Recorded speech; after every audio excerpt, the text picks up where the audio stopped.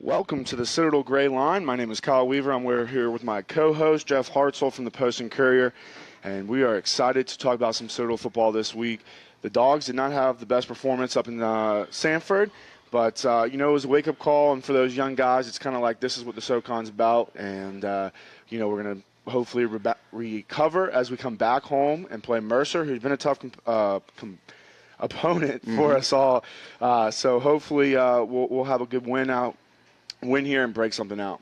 Yeah, well, they're really not backs to the wall, but they need to win from here on out. Right. I think the way the league is this year, two losses might tie for first place in the SoCon, and the Citadel has one.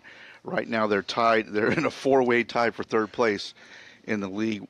But Wofford and Western Carolina, believe it or not, lead the way at 2-0, and they play each other this week. That's a huge game early in the conference season. So, yeah, there's a lot of questions for the Citadel to answer this week. Was that a bad day or a bad omen, as we just said, against Samford, falling behind 35-0 right off the jump pretty much. Yeah.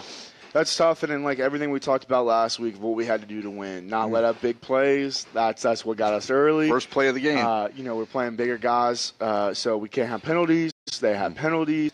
Coach Thompson and the staff, they know what went wrong, and the players do as well. So I expect to have a tough week of practice for the guys. The coaches get on them, let them know, hey, this is not the Citadel brand that we have established as our program, and I expect them to come back and play well against Mercer, who, they're a tough component. They're 1-2 in the SoCon right now, 2-3 overall. They're looking for a win too, and they want nothing more to beat a team that they've only lost by 4 points in the last 3 games, I think. Something like that, so, and they've lost a lot of other close games in the league as well. So those guys are really looking for a win. Right. So this will be a tough game. I expect it to be a 4-quarter game on Saturday. Yeah. So, Jeff, you were at the game at Samford. What went wrong? Obviously, we let the big passes up, the penalties, all that. But, if you could really put, one thing and just say, like, this is it, or the guys weren't ready, they were dead, they weren't ready for the speed of the game. I know we were coming off the bye week, so everybody thought they'd be prepared. Was it the speed of the game, maybe that they hadn't seen that speed in 2 weeks, or what was it? Well, I think Samford, first of all, and it doesn't sound exactly right in my headphones, but I'll keep going. Samford was pumped up for this game from the get-go. They were excited. You could feel the energy on their sideline, and I think part of it was they knew they had that trick play up their sleeve for the first play of the game, so they did a flea flick time. They benched Dominique Allen and put in Jordan Black. That's crazy, and that's another situation that we'll have to dig into. We're going to take a quick little break. We're going to fix some technical difficulties, and we'll be right back. Welcome back to the Citadel GrayLine. My name is Kyle Weaver. I'm an ex-Citadel football player, played offensive line under this current staff, as well as Coach Houston and Coach Higgins. I'm here with Jeff Hartsell from the Post and Courier, who follows Citadel sports closer than anybody I know. So great to have you here, and great to be back talking Citadel football. Unfortunately, the Dogs did not have the best week, as we just talked about, but they have Mercer coming up, and they have a tough SoCon slate following that as well. So, hey, it's going to continue to be tough, and they're going to continue to have to really earn those wins. So hopefully the coaching staff will get this team awake, get these young guys, hey, winning is not given here just because we won the last 2 years, and, hopefully they'll be able to rebound. Yeah, each team has to earn it each week, and I think that's a lesson they learned at Samford. They got maybe a little comfortable. Coach Thompson was second-guessing his bye-week strategy of giving them some time off a little bit. And, and it's been, they haven't played at home only one time. Right. It'll be 35 days between home games, which has got to be one of the longest stretches in the nation. So it's been a little bit different early season, but that's happened before to the Citadel, and they handled it well before. So as Coach says, no excuses, and it's time to get back to work this week and see about Mercer. Yeah, and, the Citadel home games are really appreciated. Number one, we have a great crowd. It's a great time. Number two, these cadets are so busy in their cadet life. As we'll talk to the voice star Mitchell Lee later about his cadet life. But it's a tough life. And, so when you can have a week where maybe you get an extra hour or two nap on a Friday and a little bit more downtime on a Saturday, and maybe actually be able to go out and hang out with family and friends Saturday night after the game, which these guys haven't been able to do. That does big things. So hopefully, this home game will kind of motivate these guys to, hey, we can't lose at home to a team. We can't afford the second loss in the SoCon, and hopefully it'll motivate them because, the schedule's only going to get harder. So they get their rings Friday. It's Parents' Day this weekend, so there's a lot of reasons to play well. Yeah, and we're going to talk later about that with Mr. Hubbs, whose son is going to be getting his ring this Saturday. I know as when I got my ring, it was huge, and that's a big week, but also that brings in a lot of distractions as well, and I know the coaching staff's going to address that. Hey, that's a big event on Friday that these seniors who typically are your key players and guys who are really contributors are going to miss meeting times. They're going to have to change their schedule up again to make sure that everybody can come to walkthroughs and meetings and this and that. So it's going to be, something that these guys are going to have to face adversity again and really recover. And we're going to see the maturity of this team as well again. But hopefully, our older guys are ready for that, and the younger guys can, we can focus up on them in the meetings on Friday and Saturday and get them ready to go. Yeah. And I'm sure they're all embarrassed. Excuse me. They're all embarrassed by what happened Saturday, and they don't want to let that happen again, especially in front of their parents and families. Right, especially on a big weekend like this. This is the weekend that every cadet looks forward to, and it's a big weekend. So hopefully these guys will play well. And I know Mercer, they play a little different defense than, Samford plays. They play the 50 defense. So hopefully that different look, which, it's the same offense, the same plays, but, at the same time, it's a totally different schemes and blocking patterns. So maybe that will fit us a little better. Maybe it won't. Who knows? Every offensive lineman has a preference of what defense they go against. So Samford did a great job of shutting off the pitch game. I think Citadel slot backs only had like 8 carries in the game. Cam Jackson had 4 yards rushing. Grant Drakeford did not get a carry. Wow. So it seems to me, Kyle, maybe you can speak to this, that opposing defenses are starting to focus more on the pitch game than on the B-back. Right. Maybe because there's not quite the difference maker there that Tyler Renew was at the B-back. Does that sound right? I mean, yeah. I think definitely you look at where our offense is going to hurt you is Cam Jackson. You also look at where our offense is young, unexperienced, and needs the help. You look at 2 freshman guards. Tyler Davis, all conference preseason, so that's a great. But you got 2 freshmen, and if I'm a coach, I'm gonna make 2 true freshmen beat me. And I think that's what players are making. That's what's happening. Doing. And you look at last year and the years before, we had the middle game. We had Tyler Renew. Then we also had myself and Sam Fry and Tyler Davis was playing guard last year. So we had some veteran guards who, can make holes, make something out of something. So it's one of those deals where, these guys, they're making freshmen beat them. And right now, we just got to continue to get better. And I went to practice last week on Wednesday. Saw those guys. Those guys are working hard, but it takes time, and it took me to my junior year. So it took me 2 years of practice before, hey, it started really clicking. Yeah. And even that, I wouldn't even say really clicking. It just started clicking. So, these guys are put in a situation where, hey, they got to learn it in a few months. So that's tough. And this is where the chess match starts. The coaches got to find a way to make up for that, to get Cam Jackson the ball. He did catch a 47-yard pass down the sideline against Samford. So they got to get creative and find ways to get Cam and Grant Drakeford the ball if that pitch is not going to be there. Right.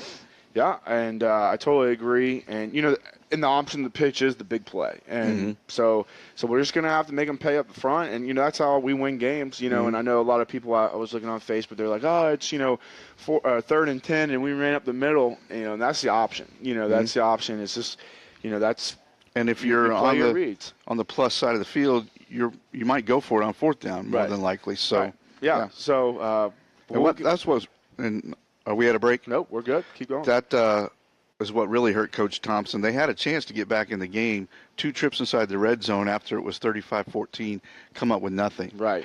and that really hurt. I was following it on my app at that point, and it looks like, hey, we're getting something going. Hey, we're down, pretty good, but we could get it to 21, 35 here. It's a 2-score game, and yes, that's still a lot to come back from. But you look at Samford. I mean, we did it there. Anything can happen. You just you got to cash in on every opportunity, and as well as in the rankings, as well as for morale, there's a big difference between a 2-score below, loss and a 3-score and all that. Everything they got back. It's just they're building momentum in that second half to say, hey, we won 14-0 in the second half. That's already good. But if they could have won 21-0, they or whatever more, it's just more momentum to bring into this next week. And in those goal line situations, I wondered, that he had already made the decision to pull Dom out and put Jordan in. Maybe you put Dom back in at the goal line. He weighs 225. We never saw the big freshman fullback Brandon Berry the entire game. I'm not sure what exactly is going on there. They took the Redshirt off against ETSU, and then he did not play against Samford. So I don't know what's going on with Brandon Berry, but he weighs 230 pounds. I would think he'd be pretty effective on the goal line. Yeah. So they got some issues there, and I'm sure the coaches are doing their best to work them out this week. No doubt. As long as we can stay healthy and just keep learning. I mean, this season, hey, we're 3-1. We still have a great opportunity to have a great season. But, from my point of view, the big hope for this season is to get these young guys ready for the future. You can't expect 2 true freshman offensive linemen to go out and play great every week. They're going to have their ups and their downs, and we saw that this week. But what we hope for them is these guys get used to the competition, they get better every week, and by the end of the season, we're a true threat, and we can build off that for next year. And I'm not giving up on this season. I think we still have a great chance, but I'm saying that's the number one goal, I think, is to build this team. If you can win while you're doing that, that's a bonus. Right. But, the one conference loss does not take them out. The only goal that's not there is going undefeated in the league now. But the league championship is still there. The playoffs are still there. Wofford or Western, one of them is going to have a loss after this weekend. So talking about that game, if I'm a player, as a fan, I hope Western beats Wofford. Because I know we match better up with Western Carolina. I think we have a better shot against them than we do against Wofford. So I hope Western beats Wofford. So if you're a Citadel fan, that's who I would be cheering for this week. And then hopefully, Mercer's had success against Wofford. Western, I mean, they got to play chat. They still got to play all these guys too. So, everybody's got a tough schedule. But I'm cheering for Western over Wofford this week. And, hopefully that will come out. There's not a game left that the Citadel can't win. And there's not one that they can't lose, except maybe for VMI, which is really struggling this year. But, it's going to be a 4-quarter game every weekend, I think. But on that VMI, those guys are going to come. They're going to have nothing to lose, and they're going to throw everything at us because we're both military colleges. And, it's kind of towards the end of the season there. So, they're going to kind of get into that, if they're not already, in the desperate mode and come at us. But we're going to take a quick little break. We're going to come right back. When we come back, we're going to have on the phone one of the Citadel's biggest fans, Mr. Hubs. He's also a 17-time national champion powerlifter. So we're excited to have him on. And maybe we could talk a little bit about how he had success for so long and how, the Citadel Bulldogs can keep that success going. So we'll be right back, and just give us a time to get him on the phone. Awesome. Well, thanks for joining the show. We've kind of introduced you as one of the Citadel's biggest fans, as well as our show's biggest fans. So we appreciate you joining us today, and look forward to asking you some questions. Eric, Thank you for having me. How are you doing? I'm doing pretty good. Tell us how your weightlifting and intersected with Russell as he was growing up. Did you get him in the weight room early? He developed a love for the iron early on in his age development. I mean, as an 8-year-old, he was sneaking around the gym, loading weight onto a hack squat machine, which I have in my gym still.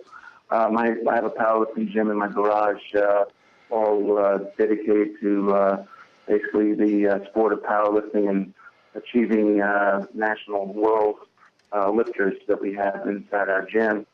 And he started sneaking plates onto the hack squat machine at 8 years of age, and he was like, "Dad, I want to lift weight." And it was the complete opposite than his older brother, Zach, who didn't want to lift weight at all. But he developed a love for the iron early on, and he started being a guest lifter at meets, and everybody started asking me when I went to meets, where's Moose, because that was his nickname all growing up through high school. It's Moose, and so he started out at an early age and developed from there, and he noticed it helped him on the wrestling mat in high school and the middle school, and it also helped him on the football field. He had that one leg up. I'm sure.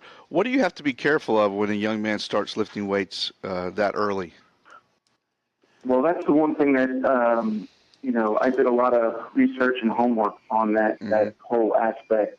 The AAU basically has lifting for adolescents as well as younger kids that are, 8 and 9 years old. And I checked in with a pediatrician and read a lot of articles written by doctors on the subject of children weightlifting. And the whole thing is basically use common sense. Mm-hmm. If you use common sense, you're going to be okay. It's when you get too involved in putting up the big number and seeing your son or daughter putting up the big numbers at an early age. Tucker started out with his squatting with a broomstick. I mean, and he didn't like it. It was like he wanted that bar on his back and he wanted the weight on the bar. But I was strict in regards to that he's going to learn how to do proper technique and proper form, and that he was going to work from the basics and develop as he was getting older. And he never did more than less than 5 reps in a set. I mean, he was always doing more of a cardio type of workout than doing a powerlifting routine. And I bet by the time he got to high school, he must have been ahead of a lot of his peers. Yes, he was extremely far ahead of his peers because, as you know, I'm one of the old timers. Back in the days when we went to high school, Jeff, we were lucky we had a universal in the corner to work on. Yeah. There was no weight training. There was no weight training program back in the 70s and the 80s per se, and it's developed into such a huge aspect of high school football and high school athletics now. But he had that jump start, and as a junior, he was one of the strongest kids on his football team. So yeah. He's gone to the powerlifting world as a 13, 14, or 15-year-old and has won gold at all 3 age groups and 3 different weight classes. So, he's got the pedigree behind him in regards. But that's what happens when you grow up with a bunch of old powerlifters in a gym, lifting a lot of weight. Yeah. He had continuously 8 or 9 guys around him that were, influencing and pushing him to be the best. Mm-hmm. Well, we're excited to have Eric Hubbs, the father of Russell Hubbs, on today. Another question we have is, when we were recruiting Russell, we always saw him at his high school cleaning 315 pounds in high school. Is that correct? It was somewhere around there. Yeah, he was squatting mid fours and benching 325, 330. Yeah. I know Coach D. Yeah. Coach D was thrilled to have that guy coming in when he saw that video. So let's talk a little bit about Coach D. I mean, so now Russell is, in Coach D's program. He's been in it for a while. I know I've seen you around, kind of hanging out with Coach D. I know he enjoys seeing you because you guys have the same interests. But let's talk about that. What's your involvement with that, as well as, what's your opinion on that? I think everybody agrees that Coach D does a great job. I know that's a little different than kind of maybe what you do typically in your training, but let's just talk about that as well as football, of how, how that balance is. Well, that's a great question. Actually, Coach D and I, we sat at the same table when Russell was on his official visit, and we started talking shop, and we ended up basically talking shop the whole time. Right. That we had to have the dinner there, and over the course of that first year, he and I talked a lot about the transition of the weight training that I had Russell doing at my place and what he was looking to do when Russell came to the Citadel.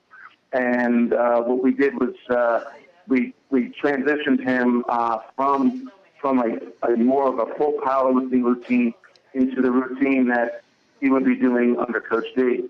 And actually, it's funny because I talk to Donnell all the time in regards to different techniques and different thoughts on training. And I've actually taken several of his training techniques and tweaked them to more of a powerlifting scenario.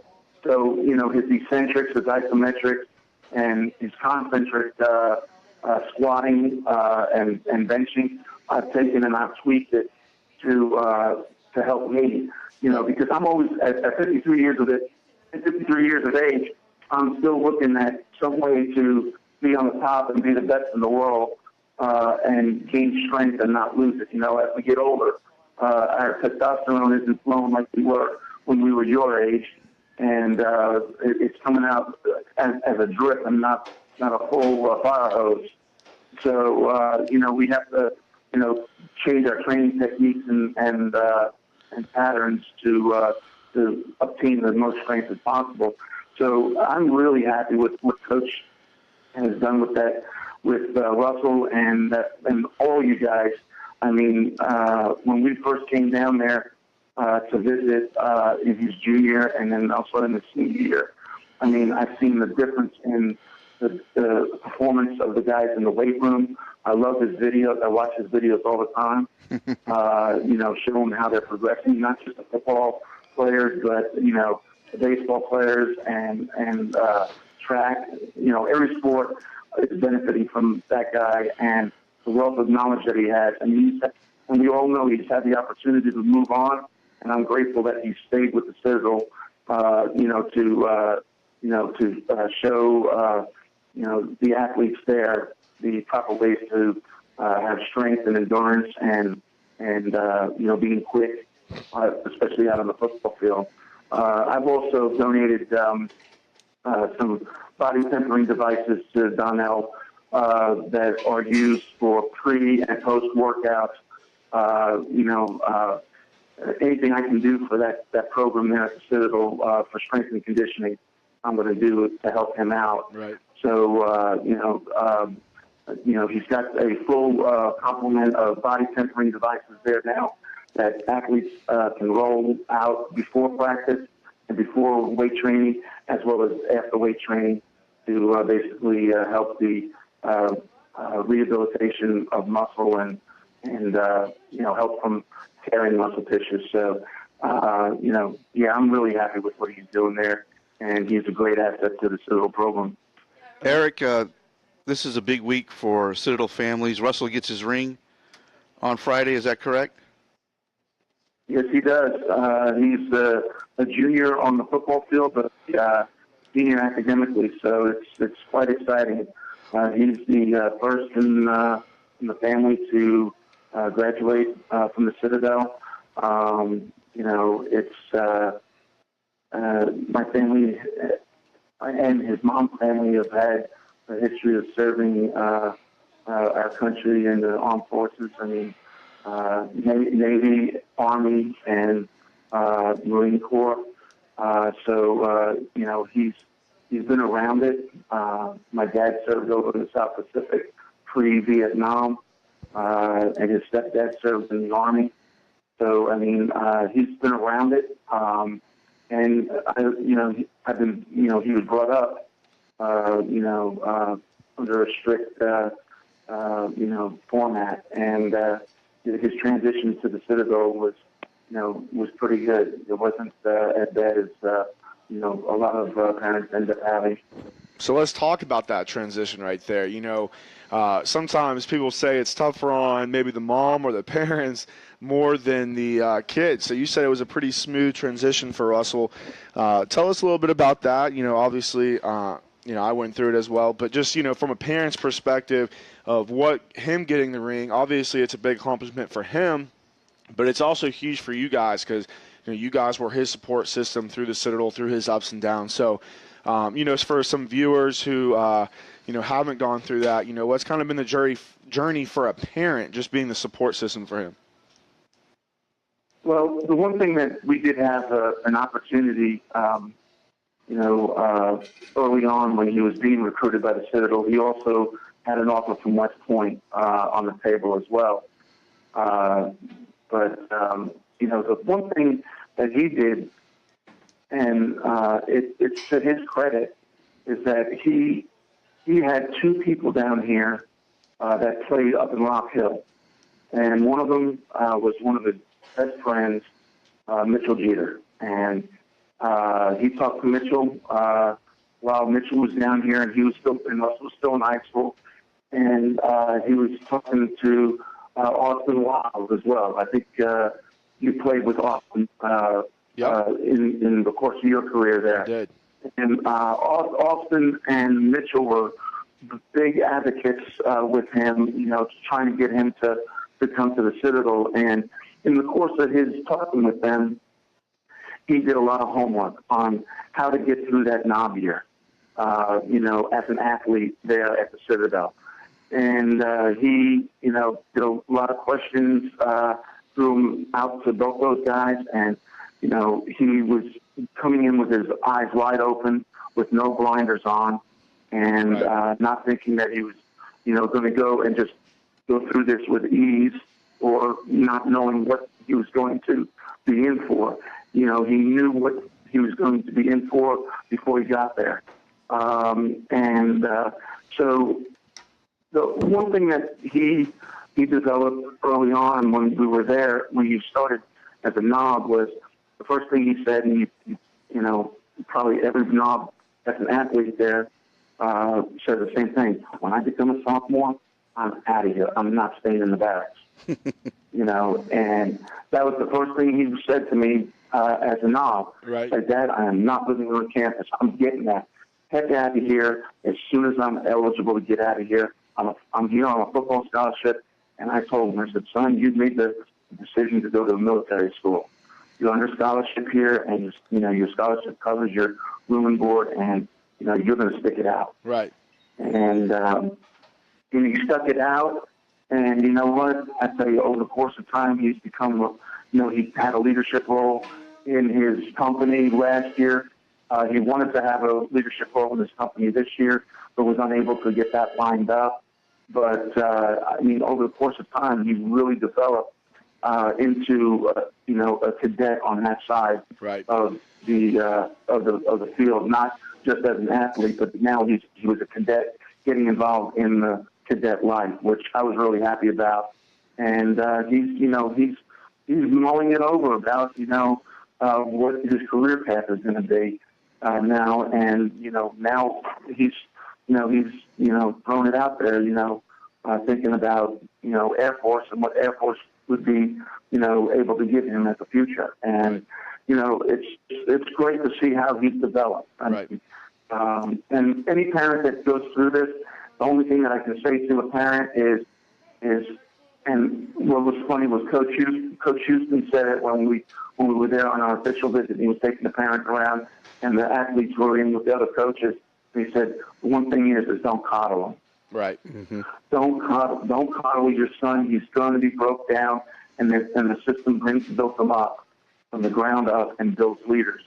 And that's one of the hardest things, especially as parents, whether you're a mom or a dad, depending on how you brought your child up, you're gonna end up, having those, feelings of I need to step in. And the whole thing is to understand as a parent of a knob is that you need to step back. Right. And that's one of the hardest things. But stepping back helps your son or daughter going to the Citadel to actually make it through, because you're not given that other outside, involvement that's trying to make it better for them. The whole thing is the experience of making it hard on the cadet is what makes them successful in the future. Right. And that's one of the hardest things to overcome. But, as a parent, as well as a cadet. But, once they overcome that, after they get done with the first year, I mean, that it gets easier as you go on. Right. And, but that was basically, I was, happy that he didn't have as many pitfalls as a lot of the players do. His class, the one thing that really was a question mark for me was he was recruited by Coach Higgins and his staff. He was offered by Coach Higgins. Coach Higgins was really high on Russell, as well as the defensive coordinator and the linebacker coach, and what he could do for the program. And then all of a sudden, Coach Higgins left the program, and all of the staff left. And then Coach Houston came in. And so there was that, not knowing what was going to go on with his, where he stood on the football team. Right. But, his scholarship was honored, and everything. And we had a great talk with Coach Houston when we were down here on the official visit, and he became comfortable with it. So awesome. that was the biggest thing that was a little bit questionable. Yes, sir. Well, we appreciate having you on, and, just the final point for our viewers, I think, since my time, my later years, the football players have definitely done their part to, or are trying to do their part in bridging that gap. And, Eric, we appreciate you being on the show. We're going to have another guest on in about 5 minutes, so we're going to go to a quick break, play some of his music. His name is Mitchell Lee, and he is this season's star of The Voice, and he is a Citadel grad as well as a Summerall guard. So we're excited to have him on the show as our second guest, and talk more about the Citadel experience and what that's all about for everybody and how it's different. So Eric, appreciate you coming on the show, and thanks for watching the show every week. Thank you very much. All right. We'll see you soon. Thank you. Take care. All right, guys. Well, we're going to take a quick little break. In the meantime, I'm going to try to play some of Mitchell's music. So just give us a break, and we'll be right back, guys. Always be around on the banks of the Ashley, under palmetto moons, in the thunder of the cannons on a Friday afternoon. So you don't have to cry for me, mother. You see, I'm not alone. There's a long gray line of brothers to carry me home. Mitchell? Hey there. Hey, it's Jeff Hartsell and Kyle Weaver here. How are you guys? How are you, gentlemen? We're doing good. How are you? We appreciate the call, and we're going to have you on Citadel GrayLine here momentarily. Okay, sounds good. Well, we're on, actually, so we Okay. appreciate you coming and joining us. We know you're a very busy man, so we appreciate you joining our show. So our show, we love to talk about Citadel sports as well as the Citadel experience. So we just want to know, kind of ask you some questions maybe on, how the Citadel experience has helped you in your journey through the music industry, and kind of how it's helping you in your spotlight right now, which you seem to be handling pretty great, and you're killing it right now, man. Well, thank you so much. I'm definitely having a good time. I will tell you, my Citadel experience has been so beneficial to me in every moment of my life since the Citadel. Now, I'll start with saying that, the music thing definitely kind of happened by accident, but it was always in the background of my life. I was always very an artistic kind of guy. I enjoyed the music and arts, I think, more than I thought I should. So Right. I was always pursuing sports in high school, went to, obviously, the Citadel. And my sophomore year, I was planning on being a dentist once I graduated. My sophomore year, I kind of had a moment where I was questioning whether or not I had picked the right career choice to be a dentist or not. And what I did was I took a step back, and for one semester, I pursued looking into what it would take to be a graphic designer. Decided that wasn't what I wanted to be in. So I took a semester off of the Citadel, which was a huge step back. And what that did was when I became more dialed into what I wanted to do and what I wanted to complete, and I kind of came back after that semester of looking around, that it made me really have to buckle down to say, no, I started something I want to finish. I'm also going to have to take a lot of credit hours to graduate with my classmates. Obviously, at the Citadel, we all want to walk with our classmates. So I was taking 22 credit hours a semester in order to graduate on time and play catch-up. And on top of that, my friends convinced me to go out for the Summer All Guard, so I BVA'd my junior year. I became a Summer All Guard my senior year. And when I graduated from all that, and I said this in a previous interview, was the Citadel really taught me that I could do anything, especially when I didn't give myself the option out of it. And that has kind of carried me through anything that I ever thought was possible or wasn't possible. I said, well, I've done harder things than this. I've got it. So it really prepared me in that way. Mitchell, what was the experience that convinced you that music was the way to go? It's a tough one. I started playing acoustic gigs towards my end of the Citadel career, and 3 weeks before I graduated, my mom passed away unexpectedly, and of course that really turned my world upside down. I definitely thought she would be there as I walked across that stage to graduate, and it was so brand new and so tender, and still it stung so bad that I actually had no idea what I really wanted to do at that point. I kind of was in shock and kind of numb by a lot of things. So I did another thing where I stepped back, I looked at my life, and I said, man, life is too short.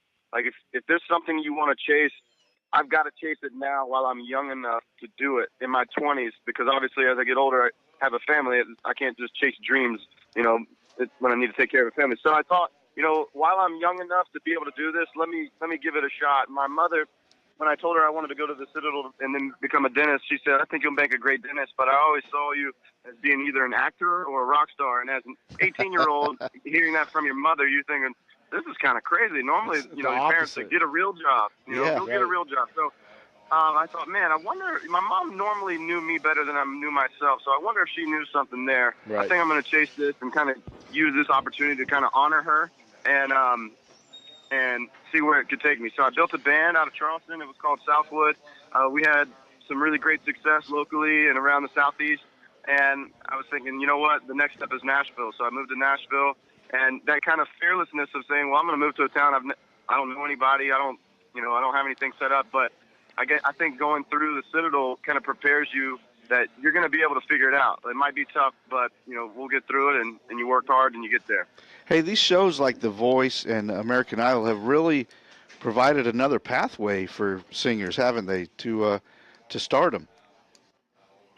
Yeah, I think where some people's paths don't end up all the way to stardom, I think it definitely leaves that up to the artist to kind of pursue, but definitely gives them a platform. Mm-hmm. One thing I think that is pretty great about The Voice is they will tell you, hey, we're going to try to set you up for success and put you on a platform where you can launch your success, but their record deal is outsourced to Universal and Republic, so they know that, hey, we're a reality TV show in Hollywood. We're not really music industry, so we can't really help you in that sense because we're not in that world.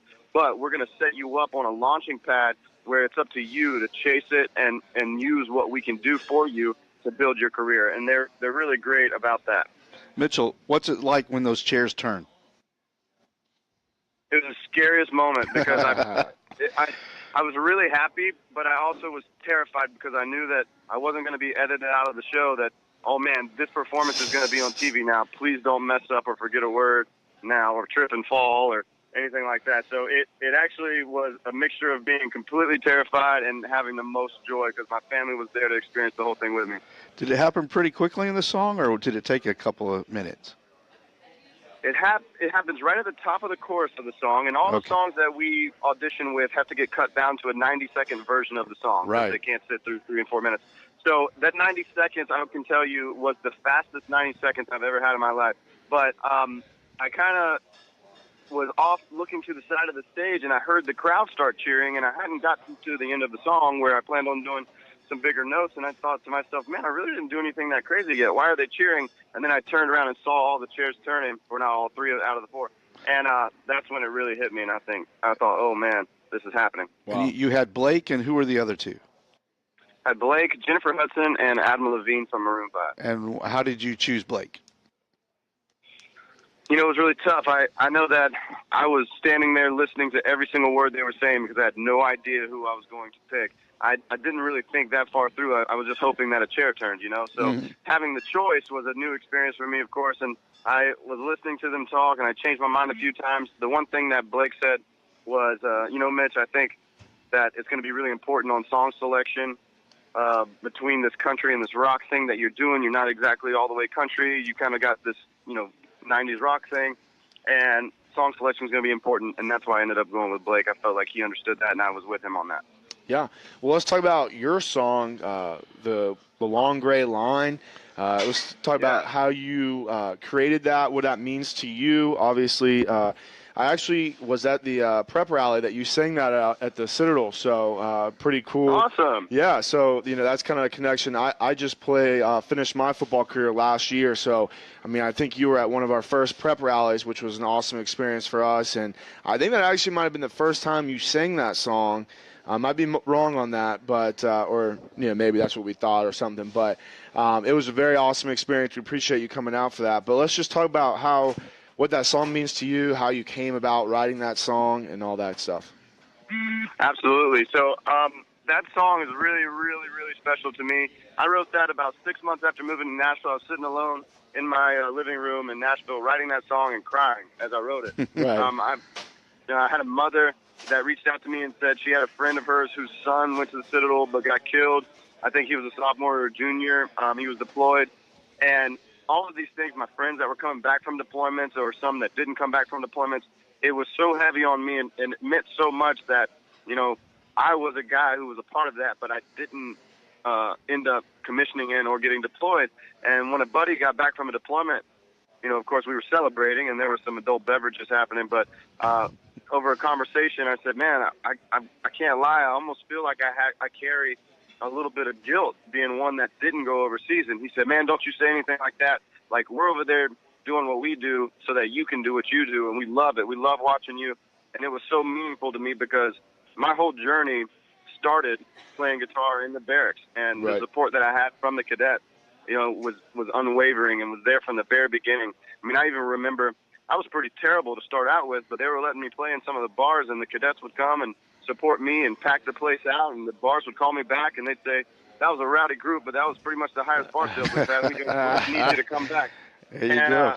So for me to give back, that's how I decided to do it, was to write that song, not something that was supposed to be, you know, insanely sad, but something that was to offer hope, to say, hey, man, you know, not really going to be gone. I'm going to live on through the campus, you know, through the Corps Cadets, and, you know, you'll find my spirit there. So I wanted to give some type of uplifting hope to the Citadel family.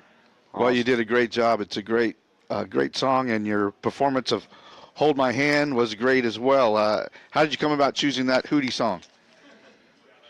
Well, as a South Carolina kid, you know, I can't lie. Hootie and the Blowfish was a big band in the 90s. Right. I was really into them and kind of the 90s pop rock scene with, you know, Matchbox 20.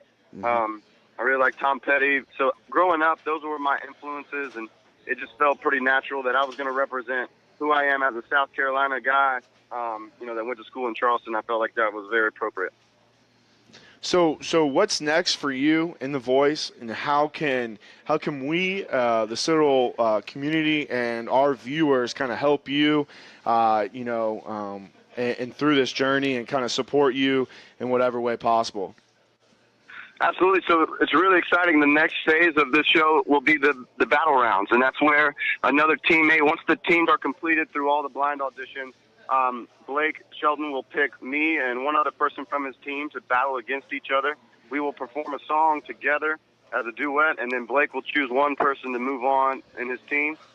That'll be the next phase. After the battle rounds, it goes to the knockout rounds, then to the playoff rounds, and then it goes to the top 12 live rounds at the end of the season. Okay. So the thing that would be great is if the Citadel family could really just rally around me and show their support by, spreading the word, sharing things on social media. I love all the shout-outs that people give me. It's just about spreading the word, and if after every performance they'll release a studio version of the song that I will record in the recording studio. If they want to go out and grab that so they can jam to it in their car with their friends on game days, Right. that would be great too. Awesome. We'll definitely do our part in spreading it, and hopefully our viewers will do the same. So, Jeff, you got anything more? No, I'm looking forward to watching your adventures on The Voice, and I look forward to hearing about a homecoming concert here in Charleston. That would be awesome. That's right. Well, I do. We don't have everything finalized yet, but I know the Citadel has been talking to The Voice about arranging me to come down there to Charleston for the grand opening of the War Memorial, where I will be performing the Long Gray Line song that I wrote, along with, hopefully, if we can coordinate it with the Citadel Choir, maybe the Citadel Band, some of the members from there to join me so that it can be, all-inclusive kind of thing. Well, that'll be awesome, and we'll keep our eyes out for that. Well, just want to say thank you for taking a few minutes out of your busy schedule to meet with us. And, we're nothing but cheering for you. And go Dogs. Go Dogs. Thank you, gentlemen. Have a great day. Thank you, Mitchell. Bye-bye. All right, guys, we're just going to wrap it up. We appreciate all you guys joining us today. What an awesome show. Got to talk to two Citadel families, people involved with the Citadel. And, I think – that just shows it's a special place, and a lot of Citadel grads doing big things. And so just a recap, we're excited for the Dogs to be home this week, playing against Mercer at 2 o'clock in Johnson-Haygood. So we're excited about that. We'll see you guys out there. I might be a little late to the game, but I'm hoping to make it. I got to work till 2. So we'll see you guys at the game. We appreciate you guys watching, and we want to give a shout-out to John Raw, who is kind of like the brain behind all this, and our offensive coordinator, Joel Thompson, who is big support as this as well. And if you guys could just share and continue to support our show, we would appreciate that. And we'll see you guys next week, back Wednesday at 11. Again, we're at the Charleston Sports Pub. We'd love you guys to join, and we'll see you guys next week. Thank you. Thank you.